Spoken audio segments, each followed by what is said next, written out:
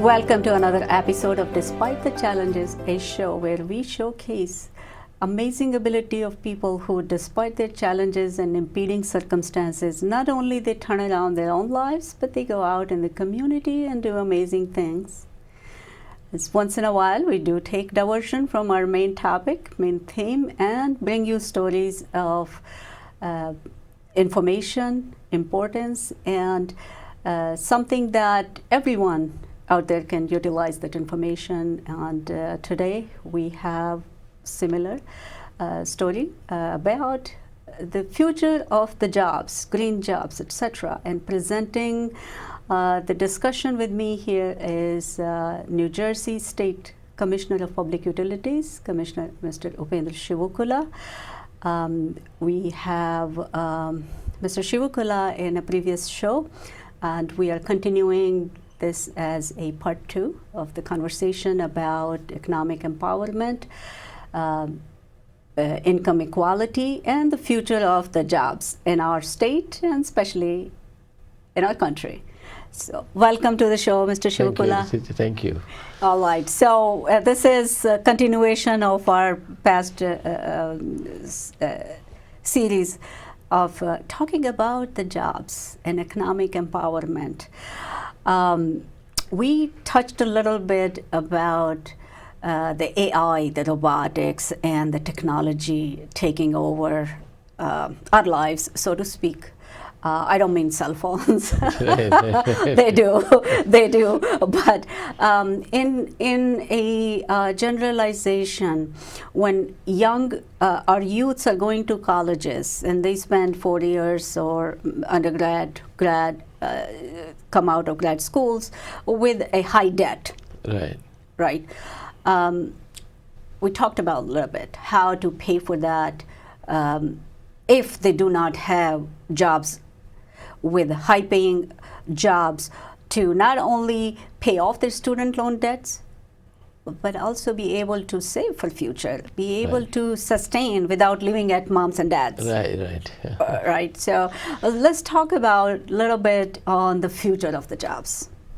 Well, as we were talking before, I think basically the nature of the employment is changing drastically. And you join a company, retire at the company. Those are no longer true. No, and, unfortunately. Yeah. Now also a lot of jobs keep moving because as companies acquire other companies, people get relocated to different states. That means you should be ready to move to a different state, leaving your family behind. That's a major challenge. Yes. Then there are some of the jobs are based on projects. Sometimes the company gets a project, they hire the people. When there's not project is no longer there, the people are let go. That is true. It's basically contract employment. Contingent contract employment. That's why you have all the extended stay motels and hotels are coming, right? That's good business for them. Yeah, good business for them. And then there are other jobs. The people are not able to commute to a lot of the places. They have virtual offices. They could be, no matter where they are, they're able to work in different settings. That is true. On top of all that, because of globalization, jobs keep moving, and then you don't have to be in a particular workplace. You can do work from a different place. You talk about call centers, and you could talk about different types of jobs that production of IT and design, manufacturing. They have a lot of mobility, so we need to prepare for all that. In addition to that, we have technological evolution, where things are growing fast because people want to compete in a global market. They want to automate, reduce the human involvement in terms of production of goods and servicing goods and all that. You go to a grocery store, or you go to a food store. Those days you used to have people at the door, people at the cash registers, and now you have shelves and barcode readers. People walk in. You may not even see a human being, but you get billed automatically. So they have different types of payments, Apple Pay, this pay, that pay, and all that stuff.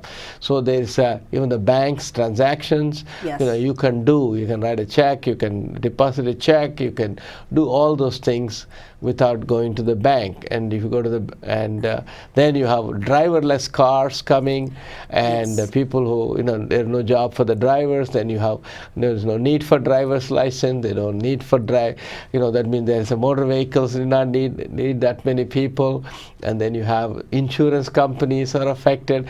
Every walk of our life, employment life is going to be affected, and especially with artificial intelligence replacing a lot of the jobs that are repetitive. That things can be, usually think about repetitive jobs, but intelligence can be improved constantly. AI can really do jobs that are the human beings can do also. That is scary, to say the least. Right, and are we prepared for it? That is the key question. I don't think so. We are prepared for it. We're not thinking about it. I think it may not happen to me, but I think that's where the policymakers have to think about. And we are thinking about minimum wage and other things, but we're not really thinking about worker displacement by machines. Yes. And are we training our future employees for jobs that machines cannot do? I think that's a big question that we need to do. And vocational schools definitely help you keeping the cost of education down, and also matching the skill level of individuals, the ability of the individual to do what they, with their aptitude and all that, they can do that. And but more and more sophisticated jobs that are going to be whether it's nanotechnology based jobs and all the stuff. Some of these jobs have to be done by the humans, but do we have people trained to do those things? That's why this emphasis on STEM, science, technology, engineering, and mathematics, is at a very early age is important. No matter what job you do, what discipline you study, you have to have the mathematical engineering abilities to science abilities to do the jobs. To be able to employ it. I want to take a diversion a little bit, as you had explained, the overall impact for all walks of life in all spheres of our society, including there won't be as many people employed in a motor vehicle department. I think with either they're working in a remote or they have to relocate somewhere, the added cost is the cost of family. Right. The family disruption. Oh, definitely. Yeah. Right, so that's stressful, right? So if all your family could not be relocated with you. For example, the veterans, like for example, people in the defense services, they go out there, serve the country, they come back, they don't have the jobs. They have to be provided the training to get the jobs. And the families of veterans have sacrificed a lot. Similarly, all of us, when our families suffer when we are displaced. Absolutely, and that's something that usually is not looked at the surface when we talk about the segments of this markets and where the focus of the future jobs will be. So the machine learnings and robotics and AI is just becoming more of a common conversation, especially among the visionaries and the decision makers. I think there is a large segment of population where we did talk about earlier in our show that they don't need to go to college, right? So maybe not everyone wants to or has the means to seek college education, but they need employment. The cost of living is there for everyone. What kind of vocational training programs we should be looking at that will not be replaced with AI? Well, there are there's new technologies in terms of green jobs. You talked about green jobs. In a lot of, for example, climbing, green jobs, it could be like if you are doing electrical transmission lines, distribution lines, and climbing the poles and things like that. They're going to be done by the human beings. Yes. Right. I mean, there are not that many jobs. I mean, you can have robots. A lot of services. Services, haircuts, human touch. And all that, right. Yeah. Dentist. I mean, so we don't know what the machines can do, but at least that human touch, interaction is is there. Yes. Whether it's at a restaurant when you're cooking food. I mean, I know McDonald's and all the stuff, they have machines that can flip burgers and things like that. Yes. But I think there's a human touch. There are some jobs that are there, but the question is there are going to be lots of people with no skills. And so we need to look at map the skills that are required for the future when machines are going to take over some of the jobs that are repetitive jobs or whatever it is, and we need to think about that. That's one big segment we have to think about. Okay. Then you also think about people with challenges, physical challenges, yes, and mental challenges. Good right? segue, yes. Autism, autistic kids and Down syndrome and PTSD or veterans. PTSD, people have gone through all kinds of problems. How do you train them to reintroduce them into the workforce? I want to also add to here, PTSD is just not for veterans, so a lot of people, especially childhood trauma or any kind of, sort of addiction use, either in the family or they themselves as they grow up as young adults, they are still going to require resources or jobs. Right. Right? So there's a special population, in other words. Right, yeah. No, I think because of circumstances they become special. Correct. So we need to think about that also. I think the training and that's why one of the things is that we need to Labor Department, New Jersey Labor Workforce Development, they're trying to do a lot of the things, but I think we need to have the employers provide them some grants so that way they can provide, if I have some skills, I can be cross-trained and some other skill, so I can bring not one skill but 2 for 1 type of thing. I can have an advantage and differentiation. I think that's a very important area to think about, because as you had talked about the contingent workers, project-based jobs, right? So once you're done, employer is not providing you health care because you're a contingent worker, temp, contract.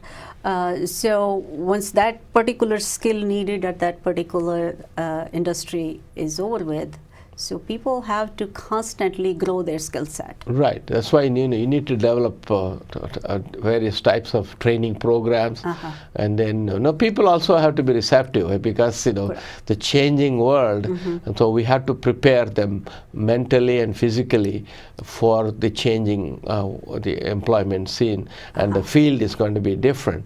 So I think we need to make sure that everybody has some fundamental basic skills that are needed, and then build up on that so that way they can adapt. I think the key word is adaptation.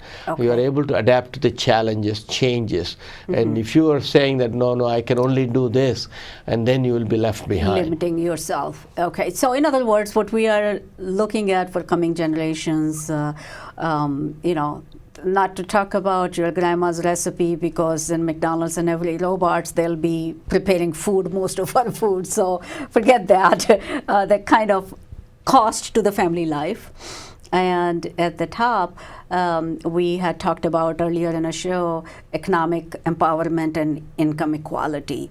So I think at the time of this conversation, I don't know what future would look like, especially for coming generations who would be in a workplace for another 25, 30 years or so. But definitely it establishes the need for being adaptable, being open to learning. That's the key, yeah. Open to learning and open to accepting the vocational training. So college is not for everyone. Right. For example, you take the issue of coal mining industry. Just yesterday, I think one of the companies filed for bankruptcy. One of the most efficient coal mining company. So we cannot. We need to think about how do we retrain those mine workers, because a lot of families are behind them. So how do you retrain them so that how do you use the space, that mining space around that, like we are around the transit, we are creating transit hubs. Similarly, we can create mining hubs, so where you can create villages where you can create some employment opportunities. That's a very innovative way to look at the green jobs or the jobs of the futures, and especially employ a large segment of the population that maybe having some sort of challenges of PTSD, the long-term trauma, childhood trauma, or learning disabilities, autism spectrum, or addiction issues. Now, Right. one of the interesting things is that we take about Kodak example. Kodak did not adapt to the changes, and so Yes. they're no longer there. They're Right? no longer there. Right. Nokia Whereas is another one. Swiss companies are known for watches. Yes. But they knew that the digital watches are coming, so they adapted. So that way they have some They're of the still in the Swiss market. watches are now they're top digital watches. I think that's what we need to prepare our population for. And of course, new technologies are coming, whether it's coal and natural gas are there for energy production. For example, you have offshore wind. The governor announced that we're going to build 3,500 megawatts of offshore wind. Then similarly, we have solar energy. So we have jobs in that area. So we need to see what are the skills that are needed. We have to provide the training to people to just for the energy sector, but there are so many fields. Healthcare is one of the booming area where people need all kinds of wellness training. Correct. Whether Aging it's population. aging population we need to take care of. Those things cannot be done by machines. Correct. Right? Correct. Running a nursing home. Yes. A machine Companionships. So there's a lot of home the health. human touch. A lot of the touch. jobs and Correct. empathy, and those types of jobs have to be. We need to be able to. First of all, will they pay enough? Will the people are willing to do that? Like a lot of times working. As you talk about despite challenges, you talk about there are a lot of things that are emotionally disturbing. People don't want to. Whether it's a domestic violence issues and all, people burn out because they cannot deal with that. So we need to prepare, and they also have, they can move from one to the other. You have to create a career path so that way they can succeed. So I think I'm very tempted to say that it's not only employers, decision makers, or governments who need to invest their time and effort, but also as a culture, as a society, we need to change our mindsets. That's right. It's a lot of cultural shift happening in our generation, in our lifetime. Right. Whether it is in the immigrant population, you have different languages, different cultures, and blending together into the United States. And there are many challenges that are there, and I think we can learn from each other. I think the key word you mentioned, innovation. I think we have to be innovative in everything we do, and if you don't have innovation, it is difficult for us to survive here. I think if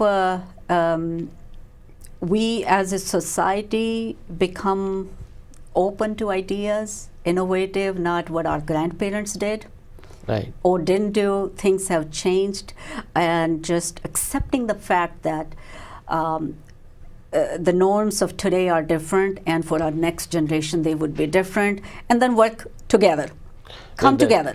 Yeah, definitely. Success, one of the hockey players, successful Wayne Gretzky, from Edmonton Oilers many years ago, he said, Mr. Gretzky, what is the secret of your success?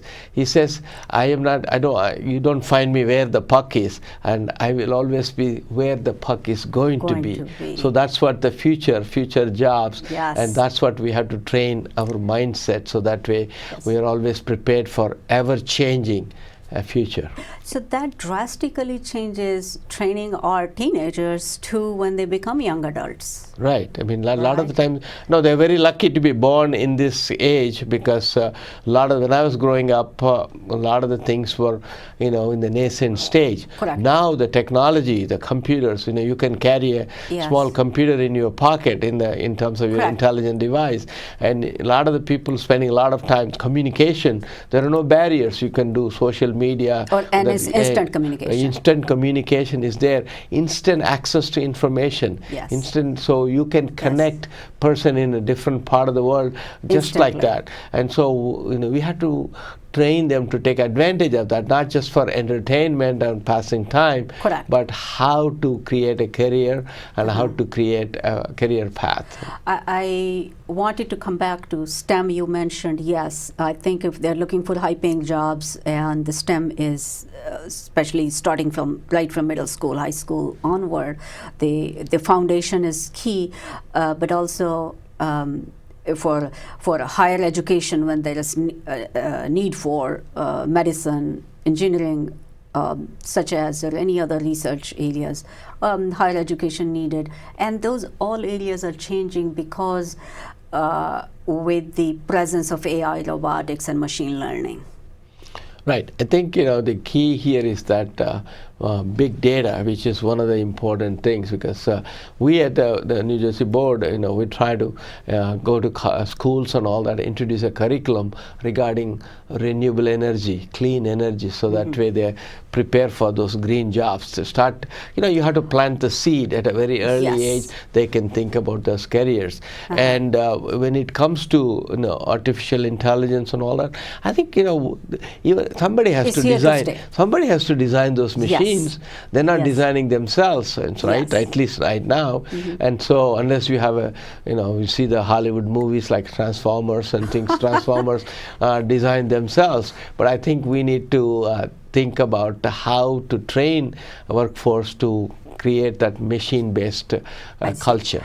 So if we can, couple of minutes, could talk about the pros and cons at the stage that we are in, not 50 years from now. So for our teenagers who are probably the population which is like a high school entering colleges or that age group. If we can look at the pros and cons which are available right now, how do we position as a employer, how do we position as employers, as government, in guiding them or creating that environment for them to be economically empowered and sustainable? I think the key thing is that the policymakers, the governor, the legislators and all that, and the local governments also engage the different companies to be partners, and also the education institutions to be partners. So that way you start creating this, the futuristic ideas at a very early age through classroom training, and then providing on-the-job training at working facilities. Also create that social value for, that is the important thing. Corporations are going to make money. Money is important, but at the same time, they also have to invest in the towns and the municipalities and the counties where they make the money, also to invest with the business partnership. I think that's important. That is important. I also want to ask you about social entrepreneurship and benefit corporations. I know there's a lot of millennials they're more inclined to those types of they want to invest, a lot of the entrepreneurs who have become multimillionaires, they want to invest. Social causes. So we need to, I think everybody needs a business plan. We want to teach everybody how to write a business plan, so that way they can. And also, I think the three important things in communication is an important thing. You need to know how to verbally communicate. You need to know how to communicate in written communication, because you need to write grants and proposals and all the stuff, and also interpersonal communications. That is key. That is key. I'm glad you mentioned that. I just published an article in LinkedIn as well on that. So even though we have AI and robotics and everything, the personal communication, managing people would still be required. That's it. It's still be required no matter which level that you get to. You would be communicating with family members on a social levels, on a professional levels. That's a key. So to the customer, to customers. Yes. Whether you're doing a service job, you need to be communicating.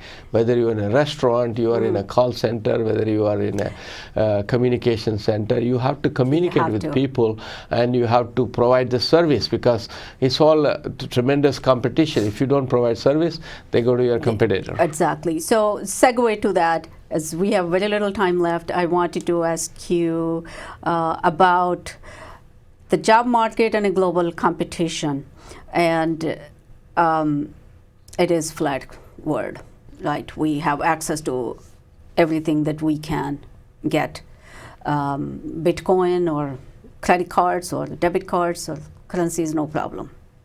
How do we position ourselves locally in a global competition? Well, I think, we think global, act local, right? Yes. I think that's the most important thing, because we have to see a lot of the things, we are limiting ourselves. When you go to Europe, they speak multiple languages, at least two minimum languages.